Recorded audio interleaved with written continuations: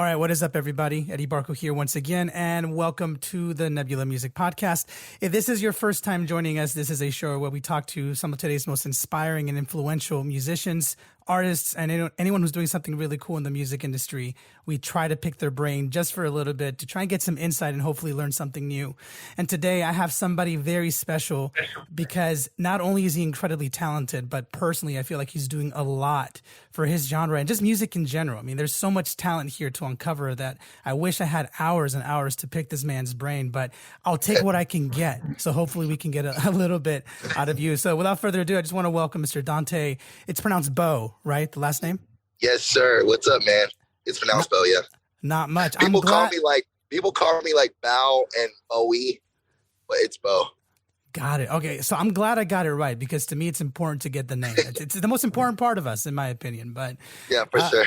You're just telling me you're on your way to Redding, California, and I jokingly said no one goes to Redding unless you know somebody there. I hear it's beautiful, but it's like a small town. Very small. Very small. Yeah, if I can ask, man, how have you been holding up so far? I know that this has been a very bizarre year for everybody, so everyone's experience has been drastically different. I know you've been keeping yourself busy, but I'm just wondering, like, if you can just sort of sum it down for me. How has the quarantine been good? Has it been good for you? Has it affected you? I don't know. Wondering.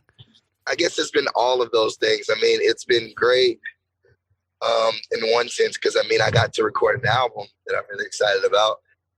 And I got to do a bunch of music videos and kind of like just not feel the pressure to do anything other than what I was doing because I wasn't traveling or anything. So I just, pretty much would come to California and just stay in the studio and work. However, it also had its challenges where couldn't see my grandparents and, couldn't see my family really. And all those things were really, really hard. But yeah, it's both and, bro. It's been like all of the emotions I felt, I think, during this quarantine. Yeah, man. And I feel like across the board in music and in creative arts, everyone has taken it differently. And I know a lot of my fans are going to be a little tired of this because I try my best to ask everybody just how they're doing. It's important to me. This quarantine has really changed so much for everybody. And I want to make sure that everyone is handling it well and that they're healthy. Right. Did you I know you said you were in the studio. Were you out here in California mostly, or did you spend it like halfway in the East Coast, halfway here? Yeah, I spent most of it in California. So during the quarantine specifically, before the quarantine, I was in Nashville a lot, so just East Coast. But ironically, like during the quarantine, I met the producer that produced my record with me, and so we were in California the entire time, mostly just recording all the songs. I love that. I love that you managed to stay busy. That's a luxury. I think a lot of people, a lot of artists, I think we had that opportunity to just record at home. But, I don't want to waste time because I know you've got stuff to do. And so I want to just take a brief amount of time just to talk a little bit about your backstory, if you don't mind, just kind of letting me know a little bit of where you got started. I know you are from Georgia, I think North Carolina, if I'm not mistaken, right? So maybe we can start there, seeing how you got into music, and we'll just go from there. Yeah, I'm from North Carolina, Rockingham, North Carolina. It's a small town, kind of like Redding, to be honest. Like there's like two lights, like literally like two stoplights. No, but it's a very small town. But I was raised in a musical family, so that was kind of like an outlet for me, even from a young age. My family, most of them sang, not really so much my mom and dad, but everybody else sang. And so I was exposed to like all genres of music. Even though my dad didn't sing, he loved hip hop a lot. So he literally like played 50 Cent every single day, like every single day, all day, 50 Cent. Wow. And then my mom was like into R&B, soul. So she would listen to Aretha Franklin, anything from Aretha Franklin to like current like R&B. And she would just play it constantly. Like to this day, I play music in my house just because that's how I was raised. And anyway, so we pretty much, would do that. And my mom and dad and, my grandparents, whatever, they started seeing like the talent in me. Mostly my grandma and grandfather, because I would spend a lot of time there just because I think all kids love spending time with their grandparents. So I would just always be over there. And my dad would have me singing a lot, like just singing all the time. And pretty much one day, my grandma ended up calling like the entire family on the phone. and just like sing the song for them. Like, you know, so I'd sing for my whole family through the phone. And I guess that's when I started, you know, caring about singing. Wow. I love that you had such a diverse amount of music in your home, because I did Yeah. manage to do a little bit of research from you. So there is a very interesting thing here that I want to explore, if you don't mind me, you know, kind of picking your brain a little bit about it. So to kind of give people a little bit more backstory on what you do, you are a very talented musician, and I know that you have a lot of music in R&B and gospel, and you're very well known in that community. And you can feel free to correct me at any point to expand on this a little bit. But to give you a little bit of my backstory, I grew up Pentecostalist. Like, I'm Hispanic, and I grew up here in LA.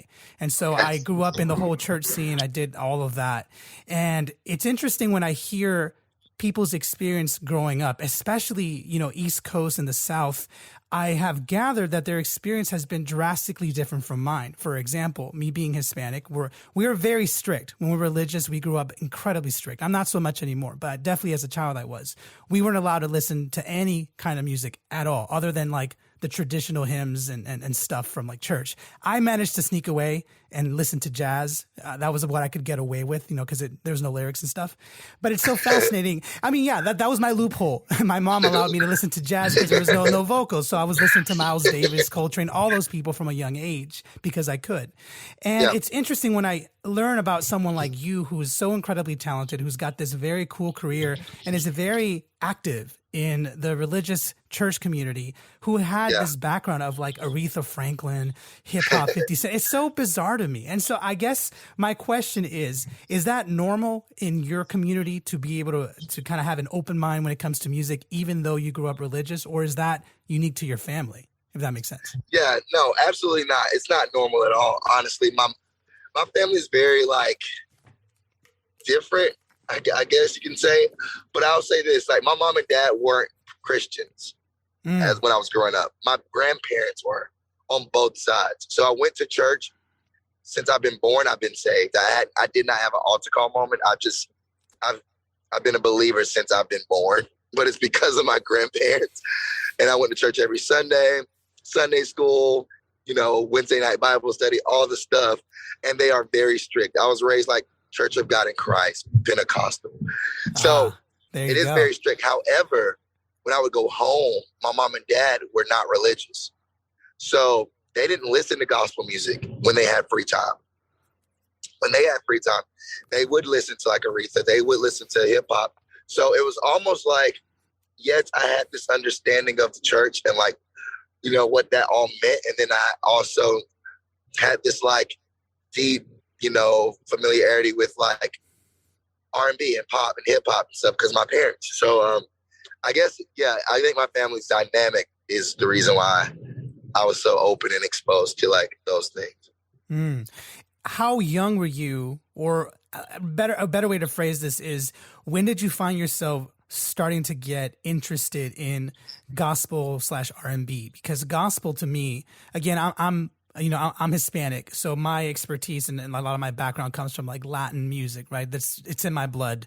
It's stuff I picked up because of the community I grew up in, obviously. But I do find that gospel music is one of the most intricate, beautiful styles of music in the U.S., and it really is. Yes. And I imagine in your community, again, going home and being able to listen to 50 Cent and Aretha Franklin, and then being at church and listening to probably traditional songs, but also gospel. I mean, your repertoire must be gigantic. So when did you start liking gospel music? I guess that's the good question right there.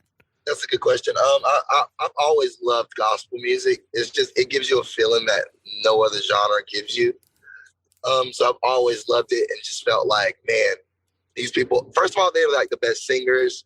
To me. Like, listen to a gospel singer sing is like out of this world. I mean, Aretha is a gospel singer that went R&B.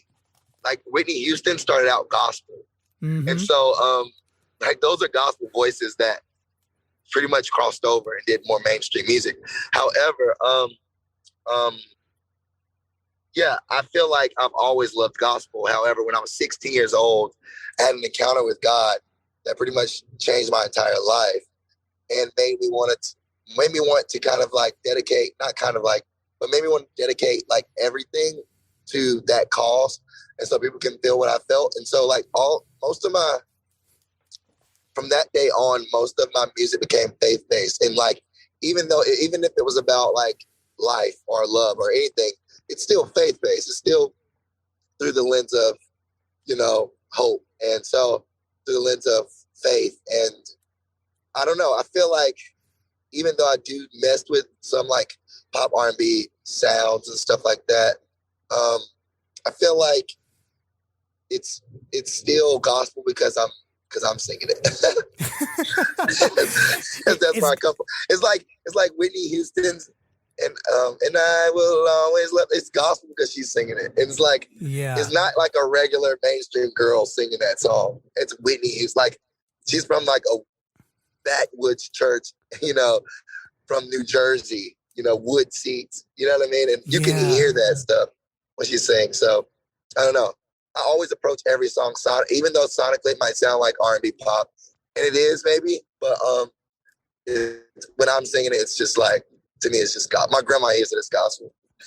Yeah, well, I mean, your voice and manner of singing is unquestionably gospel, and you're absolutely right in pointing out that a lot of these legends of that era, Whitney Houston, Aretha Franklin, many of them started in church. I mean, if you can backtrack as far as the 50s and the 40s, and a lot of, especially a lot of African American artists of the era were all mostly from church. That's where they developed their chops.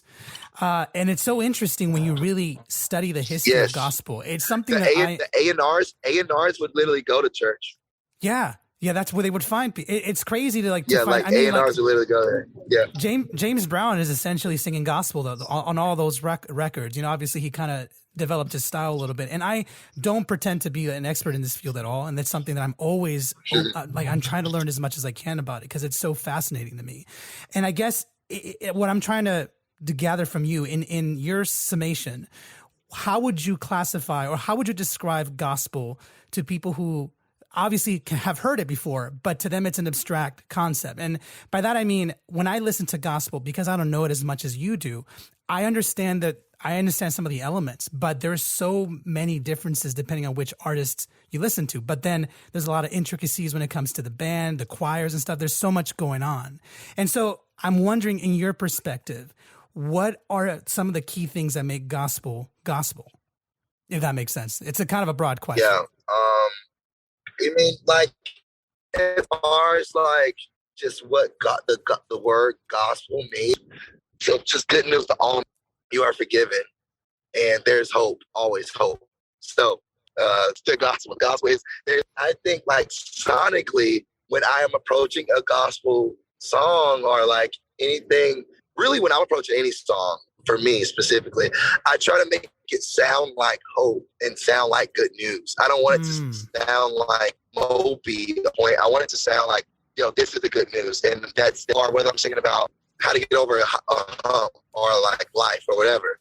I think it's just sonically making it sound like good news. And I don't mean, it can be minor and dark, but the way you're singing it is like, woo, I want to know what you're talking about. You know what I'm trying to say? Like, or like how you're professing that. I'm like, man, I want to know. I want to know what you're talking about. And I don't know. I feel like I was thinking about like this Rachel used to do. It was like, I got a woman done way over town. Takes on me. And I remember the church was really upset at him. But that was what he was raised on. So he naturally wrote his like soul songs with like old like Pentecostal church pianos and stuff. So did like Little Richard. He would do that a lot too. Yeah. But it's like these like undertones, but it's just good news. It felt like good news. I don't know. I feel like that's what gospel is to me. And not gospel is to me. I feel like that's what gospel is. The good news of Jesus, and that there's always like hope ultimately. So yeah, and you described it absolutely perfectly. What I'm trying to get at is you described this incredibly beautifully. How gospel, if you did have to like sum it down to a very basic description, it does sound like good news. No matter what style you're listening to, it just sounds incredibly hopeful, and it sounds incredibly like everything's going to be good. We're championing through. Everything's exciting.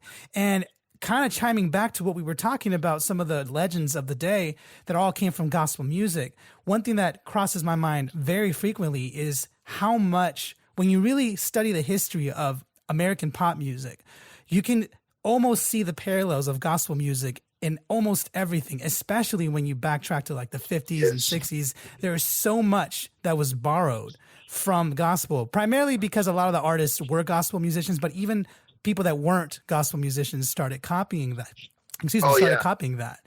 And so I guess my question to you is, in your perspective, do you feel like that is still happening? Is gospel still influencing so much pop music still to this day as much as it used to? Yeah, to me, it's the most influential genre there is. Like, if you listen to a Kendrick Lamar record, you're going to hear the gospel. If you listen to Chance the Rapper, if you listen to Justin Bieber, if you listen to Kanye West, if you listen to, Tori Kelly, you're going to get the gospel because that's where they were raised. And I think they're the most influential artists of our day, and they've literally changed so much for us. However, if there was no gospel music, I wonder, like, if we would hear Chance the Rapper, when the praises go up, you probably wouldn't even know that. That wouldn't be a song. So I think, like, especially like Kanye's, obviously with his, new music and what he's doing now, like, you can clearly see the parallels that, like, people really honor that genre. And they feel something that they don't feel with any other genre.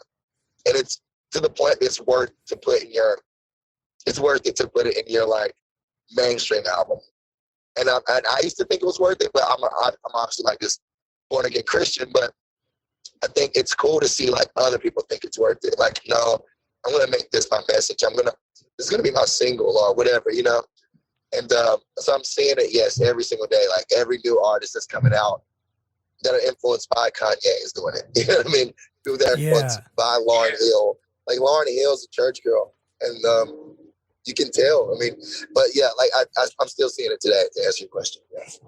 Yeah. And in your opinion, do you feel like that is something that is, championed or not championed, but the better word is it accepted as a reality for a lot of believers and people in your community? And by that, I mean, speaking out of my experience, again, I'm Hispanic Pentecostal. That's how I grew up. And even though I don't align myself with Pentecostalism as much, I do know that from my experience, and I've talked about this on the show before, how very closed off the community was to outside music. And so whenever there was anything that was borrowed, I would say, there is this sort of sentiment of like, hey, that's ours. And who are you to take that? You know what I mean? And so, but gospel, again, a special case, because literally every single pop genre that's existed in America has borrowed from gospel. So I guess I'm curious, in your experience and in your community, is that something that, people like, that people don't mind? Or are there some that are like, hey, that's ours and shouldn't be borrowed? I don't know. I don't know if this makes sense what I'm asking, but I'm just genuinely curious. Yeah, no, that's good. That's legit. Yeah, like, I think maybe,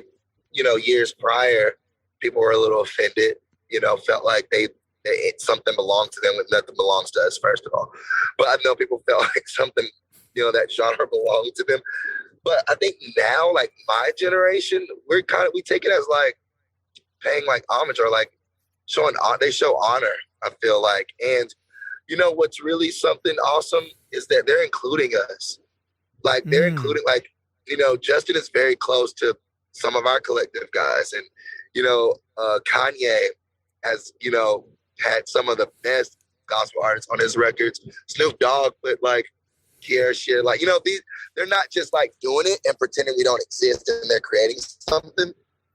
They're like, no, we listen to y'all and we love what you do. Actually, I loved it before y'all. Like, you know what I mean? Like, all that stuff. And I feel like now my generation is more accepting, because it's like, hey, who's to say Chance wasn't raised in church? He's not stealing from us. That might be his life. That might actually be what he's living, which it is.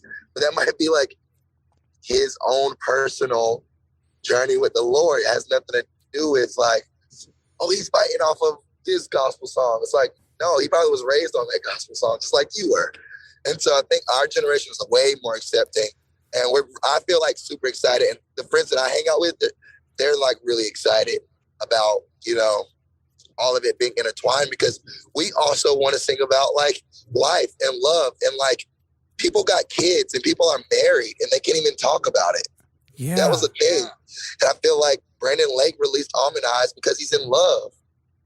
And he should be able to talk about it. So I love not only that they're doing some of our music, but I love that Brandon can explore and sing about somebody that he's in love with and sing about his kids that he's in love with. And I don't know if that makes any sense, but yeah. That makes perfect sense. I'm actually going to chime in here. You might actually know them, but I had a group here not that long ago called Mosaic MSC. And we had a brief conversation about this too, on how there is, again, I'm speaking out of my experience, so this isn't the same for everybody, but I have experienced this animosity in the religious sector, again, in my community, I don't know about everybody else's, about really kind of branching off and speaking about other things that are not necessarily explicitly religious. When I listen to your music, for example, some of the latest tracks you've got going on, I definitely understand what you're trying to say, and I love the vibe that you're giving off. But there's so many elements that could cross over, so to speak. You know, there's a little middle ground there. And I guess what I'm wondering is, as you were giving that example, how someone decided to release an album about talking about the person he loves, which is a beautiful thing. I'm wondering, in your opinion, why do you feel like in the past, maybe not so much now, but in the past, why was there so much pushback against, gospel artists or just religious artists in general, releasing music that was not necessarily about God specifically, but maybe about something else? Do you ever wonder why there was this pushback from that? And you're right, I do feel like we are starting to move away from that, but there definitely was a pushback from that years past. You know what I mean? Yeah. I mean, I think fear. I think people are just afraid. They don't want to make a mistake. They don't want to be a part of something that's not, something they feel like, they want to feel like they're making the right decisions. Have you ever seen someone just like walking on eggshells? I think that was one of the reasons. Like, even though my grandmother, who is like a pastor, like she preaches, like that's what she does. Even though she fell in love with my grandfather, they made love. They had 3 beautiful kids. She has to pretend like she's never done that. And so I think it was like fear of like, that's personal.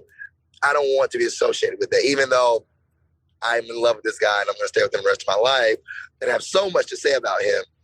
And have so, creatively, I'm not going to say that. I'm not going to put it in my art. I'm not going to put it in my songs. I'm not going to write a book about it. If it's not Jesus, I'm not talking about it. And I think a lot of that was, and she would agree, a lot of that was just because now she's like totally open. But I think a lot of that was just fear of like, is that a good choice? Am I putting him before God? If I make an entire album about him, should I idolize a relationship? Like all these different elements. And I think now, as people are, they come into the light and they realize that Jesus is closer than he's ever been. Like it's a relationship, and he's in the mundane day-to-day life. He's in the day-to-day with your kids, and he's in the day-to-day with your wife, and he cares about your job, and he cares about all of your friends. And you can talk about it. Like you can talk about what he cares about. You can talk about injustice in America because he cares about that stuff. And you can read throughout the Bible where Jesus would talk about the politics. He would talk about like how to handle certain like life. I mean, the woman at the well, when he's like, the man you're with right now is not your husband. All this stuff, he cares about her. Past, did you go to church today? Like most of the time, he wasn't even asking those kind of questions to those guys. He was like, really in the day to day, like, you're sick. Why is this? Like, what's wrong? Who did this to you? Get up and sin no more. Like the woman caught in adultery. He didn't even mention adultery to her. Yeah. He told the ones that were like trying to cast their stones, the Pharisees, he told them, you who is without sin, cast the first stone. And they had to put the stones down. So Jesus came and he spoke about things that was like unmentionable, and they were offended by it. And so in honor of like, I want to do the right thing, they killed him because they wanted to do the right thing. They walking on eggshells. They didn't want to make the wrong decision. So to honor God in their minds, they were honoring God by killing the Son of Man. The religious leaders of our day were behind that. And so I think a lot of times that it took a while for us to shake that off because it was passed down. generation to generation. That doesn't look like Jesus. That doesn't look like him. That doesn't look like him. When really, it all is him. He is in all, through all, and in us all. Yeah. And that's the reality of God. I know it sounds like a little radical, but I don't, No, I mean, I think you're speaking truth to what a lot of people, when you ask the average person, and kind of putting myself in a more generic spot here, when you ask the average person about this topic, I think what you describe in general is what most people agree to. There's this sort of vision of who Jesus or God is. And this isn't a religious podcast by any means, but I do feel like this topic is something that needs to be talked about. And I do think it's of interest to a lot of people, how we have this perception of who this character Jesus is, right? But for many years, you were describing in the past how in the Bible and in stories of past, how the whole moral of Jesus's life was how he was a radical, he was a bit of a rebel, and his radical ideas were to be kind and to not care about stupid stuff. And he was destroyed essentially by people who cared about how things should, quote unquote, be done, right? But then, if you don't mind me interjecting here a little bit, when I look at the days that we're currently living in, I feel like a lot of young people, and by young, I mean, we're both basically the same age, but I think what I'm getting at is there's a lot of people there in the younger generation who agree with the concept. They agree with like what Jesus stood for and the whole concept of we need to be kind and love each other, but they're very disillusioned with how, the government and also church, how they have functioned for the past couple decades. And so I feel like as gospel evolves and as music evolves, that's part of the reason why, people are starting to have more hope in that. But I guess in your opinion, and we don't have to talk about this, but I'm generally curious in your opinion, why do you feel like this is the reason why so many young people are starting to separate themselves from the church, so to speak? At least in my experience, that's what I've observed, that many people are not renouncing their faith by any means. They're just distancing themselves from the establishment that we call the church, quote unquote. So I guess I'm wondering, in your opinion, I know this is kind of shaky water, but why do you think that's happening right now? If that makes sense. Yeah. I don't know necessarily. I mean, there's a lot of things that turn us off from everything, like some people work their Walmart job just quit because they're just annoyed with it. I think ultimately, like, faith, anything it can get weird. Faith, anything you believe in can get weird, because people are trying to do their best and trying to articulate well. Some people come from homes that were, they were abused. So they speak of an abusive Jesus. Some people come from homes where they were raised by racist parents. So they speak of this white colonist Jesus. And some people were raised in a home where they saw, different things go on and, they didn't have a father. So they speak of this Jesus that's kind of like he abandons you when you do something wrong. And I think a lot of people are just doing their best. And in that process, you are going to have people that are turned off that can't have grace. They don't have the grace to sit and kind of hear about Jesus from your personal, life. And I think now people are getting better. Like at least my generation is getting better at speaking of God, rightly about who he is, not about, how we were raised or how we were brought up and all this stuff, or he'll whoop you because you got whooped when you were a kid. You know what I mean? Like, we're actually like, I feel like my generation wants to know really intimately, like, what do you care about, God? What do you care about? How do you treat me? What do you say about me? And if you go around, like I've been traveling the world for the last 4 years. So I've been in like so many religious like gatherings and stuff. And I'm noticing that people are just curious about him. And they're kind of over the whole, more than they're like over church, they're just over religion. And they're over rules unto nothing. Like, what are we like serving? What is this unto? And I think my generation's just like, they're asking questions. They're like, why is it like this? Or what is this? You know what I mean? Or, why are all the angels this way? Or why is this? All these questions that you see coming up on the social media now, feel like are just because my generation is like inquisitive and they want to know before they give their whole being to something, like, what is it about? They're over religion more than they are over church. I think they're hungry for church. I think they're over like people pretty much speaking for Jesus. Yeah. It's like, instead of like, just preaching the gospel, which is like what we're supposed to do anyway, not preach our emotions or like what we're going through. We're supposed to just talk about Jesus and what he did for humanity. And it's good. It's all good. It's all good. Anyway. No, that's all I got to say about that.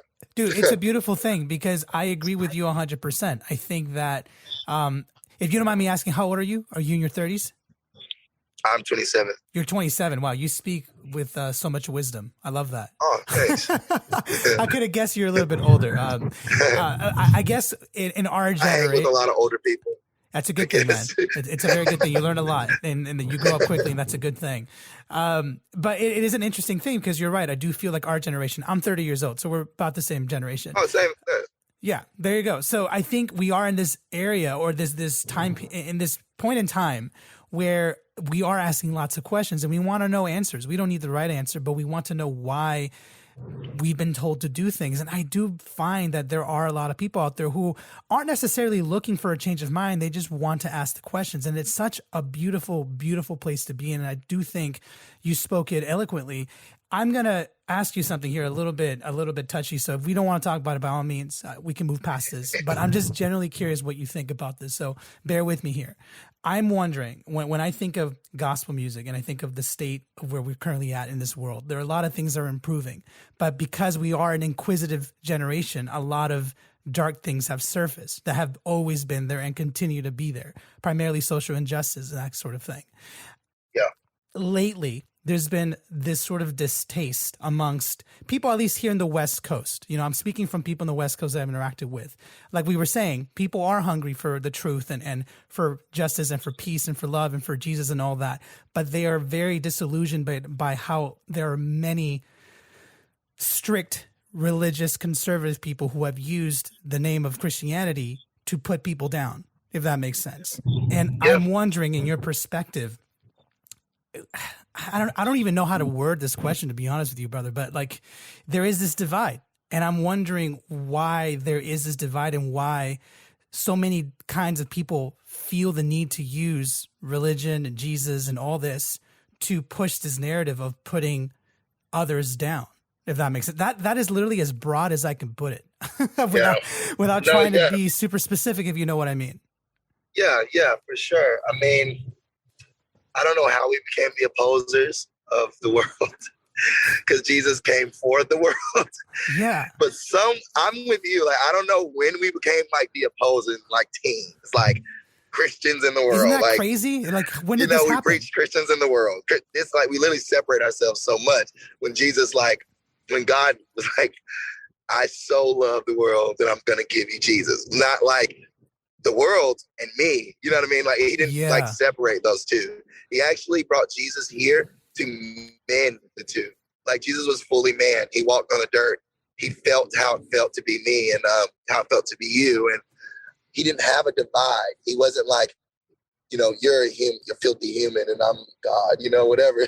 But I think like, I don't know when we became the opposers of the world and like, because I'll say this because I don't have an answer for you, but I will say this. I think those that I've been hanging out with that kind of dictate kingdom culture, like they're in high position, like whether they be like famous worship leaders or like pastors who I've been hanging out with, bro, they are for mending that gap. Like I've had green room conversations and we've been asking the same questions as, those that are in the world. We're like, why are we opposing? Like, we should be there in the trenches with them and like helping throughout, people's lives and not just kind of like putting them down or like looking down on them. Because I think a lot of this too has happened where we've discovered our own filthy like lives, like our own mess. Like I think back in the day, people were so out of touch with their own realities that they could put people down. But I think my generation is like, oh, I remember when I was like, it's kind of like a thing in our generation to talk about our testimonies. Like, I remember when I was like this, or some people like still struggling through it, like getting through it. You know what I mean? Like they're in the process, whatever. And they're not like removed. When you look at like social injustice and how slave owners would use slavery to they would use the Bible to kind of like condone slavery. Yeah. and you know, all these different things. I feel like now we're in a place where we recognize it for what it is. We know there's something more. We're asking a lot of questions. We have Google, and so I feel like we have YouTube and stuff. And I feel like we have access to podcasts like this that are going to change culture. And I think back in the day, there was no access to any other voices but the one you could hear in front of you. You didn't know what someone else was talking about in California. So all you heard was this down south gospel. It is a Southern gospel. And I think now we have people like Bethel or like Elevate. We can like log on and like, God, what are you saying globally? I know what my city has struggled with locally. Like my city specifically struggled with racism. I mean, it's like a fact. Yeah. That lynchings and all kind of stuff. It's our history. So like, God, it's what deeply are you saying embedded in your town, dude. It's deeply embedded in that whole community. Deeply embedded in that town. And the teachers that are teaching are like from that generation. They're older. The cops are older. So they're all but now my generation, dude, we can log on the internet and we can get new perspective. And that's why we're asking questions sometimes, because we have other voices that, you know, are really speaking truth and like helping us walk, you know, through that. Like from my town, I listen to Bethel a lot, you know, and that kind of helped me get out of like my own little religious like box, you know, whatever. And even in that context, like I feel like even Bethel and like Elevation, like Hillsong, we're all still working through our own, you know, boxes that we were in, you know, and our own religious, like, you know, deities that we were kind of like affiliated with. And like, we're working towards like unity. And those are the green room conversations that I'm having. But I don't have an answer. I don't know why we became the opposers. I actually hate it. And I want to see a world where we're like fighting together. We want everyone to be whole. We want everyone to be, you know, like happy and full of joy. Like, I don't know. I don't want to sound like Joel Osteen, but like, and I love Joel. I love Joel Osteen. Like, I want to meet him one day. Anyway, but I'm not trying to sound like puppies and like rainbows. I'm saying like, I think we all should be fighting with each other. Like, no one's exempt from like struggle. Yeah. Just because you're a Christian don't mean like you're more pure than the next person. Like, it's an everyday journey, like to be, you know who you're called to be. So I think, yeah, bro, I don't know if that. No, that answers it beautifully. I don't think you realize how good of a job you just did there, because it's a very interesting topic. It's a very powerful one right now. I do feel like our generation, and again, this is speaking from a random 30-year-old. I don't have any authority in this, but I just from what I see, I'm a professional observer. That's how I describe myself. And the reality is, I do see this mass amount of people that want a better world, and they just, by asking questions, we're kind of indirectly, hopefully, making that happen. I'm wondering, in your opinion, do you think part of that mission, or part of the solution to being able to change the world for the better, to bring more attention to a lot of these sore topics like racism, like what this country did in the past and all these things? I mean, these are realities, like you said, that we can Google, that they exist, and our generation is trying to fix it. What role does music play in that, especially religious music like gospel music? Because we are improving. I do see improvements everywhere. But I'm wondering, in your perspective, do you feel like gospel music and just music in general is playing a huge role in that? And is it going to be one of the propellants to help, fix this one day? 100%. I mean, music can also divide, and it's doing that right now too, which is whatever. It comes with the territory. You can hear songs that are trying to divide. They literally want you to be away from each other. Powerful, you know what I mean? And I think it will be one of the biggest like propellants, like just like bring people coming together. But more than that, I think the people behind the music are going to be the ones that bring along change. I think we've had people sing stuff and it looked inclusive, but it's not really inclusive. And then you have these new artists that are coming up that are actually, you can tell they're actually inclusive. And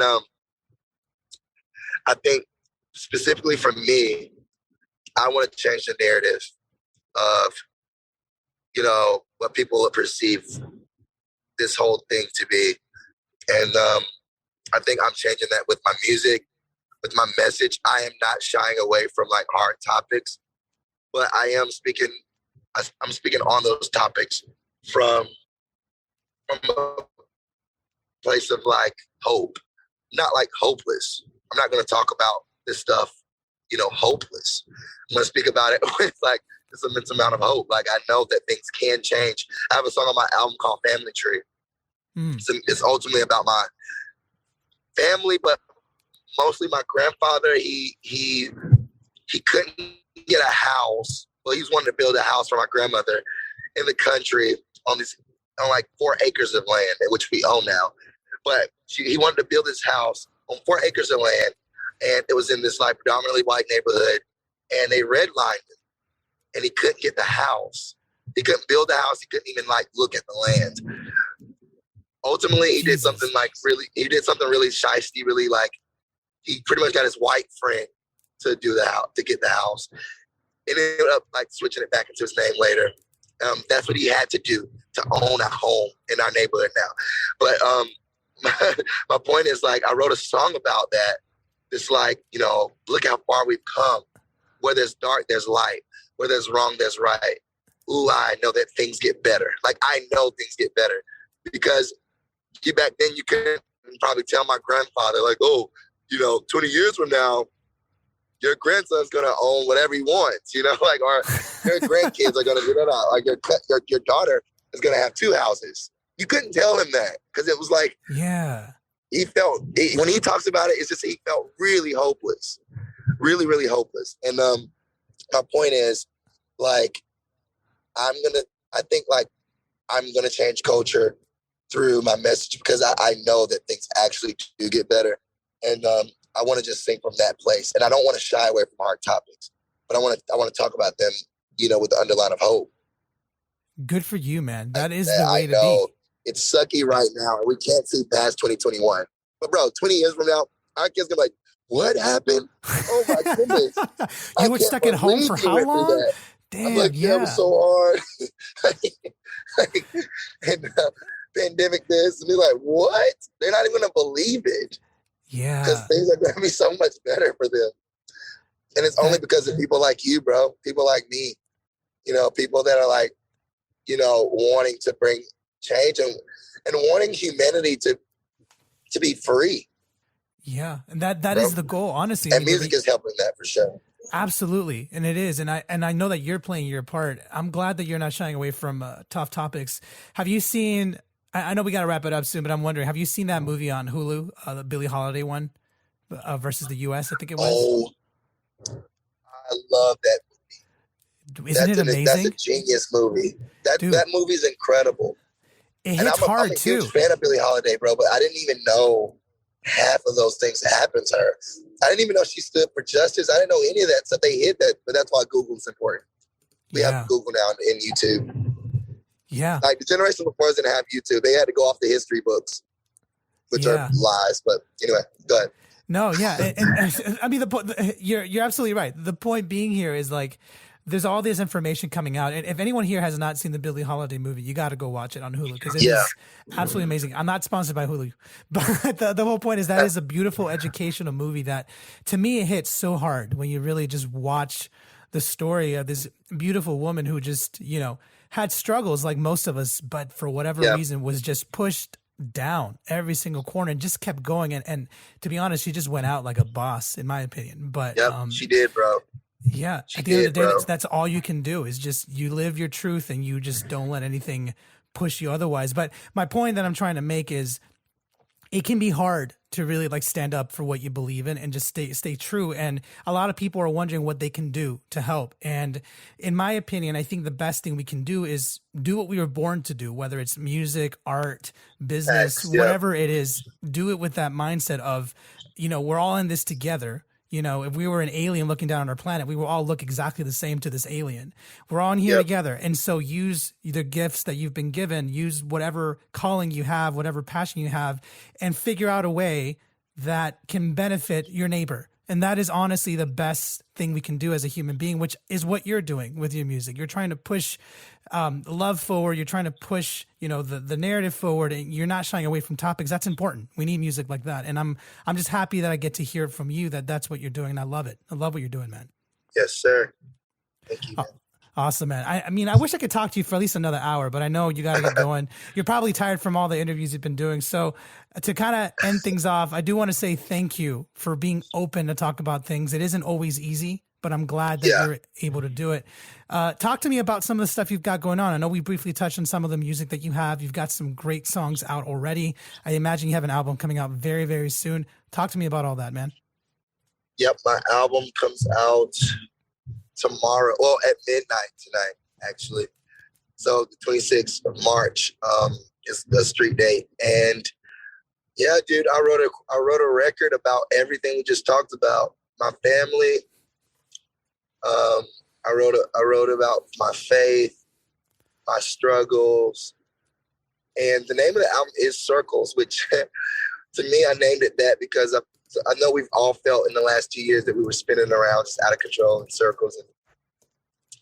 And I wanted to just dedicate this album to that time. I wanted it to reflect the times that, like, man, I remember when we all felt that, that craziness, in our souls, that we just felt like out of control. And yeah, dude, this album's just about all that stuff. And it's fire, and it's not slow and mopey. It's like upbeat, like R&B undertones, hip hop undertones, and it's an exciting album. It's really exciting. I can't wait to hear it, because so far the music that I've heard is incredibly upbeat. And like we said at the beginning of this interview, it has good news. And that's, at the end of the day, that's what we need nowadays. So I cannot wait. I have high anticipation for your music, man. Can't wait. Yes, sir. Thank you so much.